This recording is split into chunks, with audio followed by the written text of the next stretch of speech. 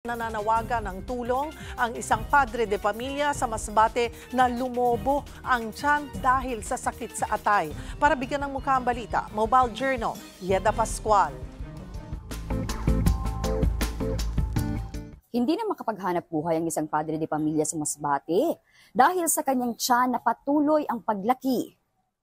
2 taon na ang nakalipas nang magsimulang magkasakit ang 36 anyos na si Larry de la Cruz Sr.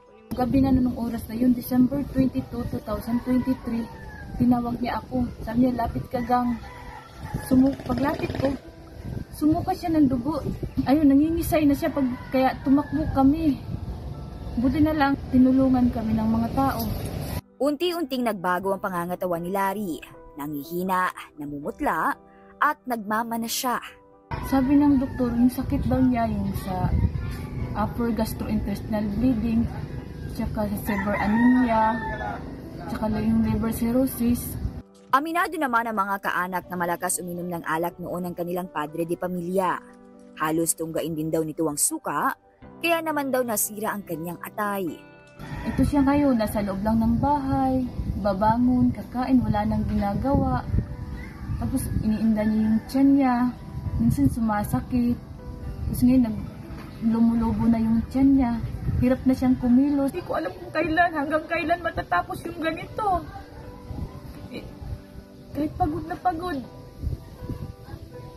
Nagtatrabaho pa ako, nag-aalaga sa kanya, nag-aalaga sa mga anak.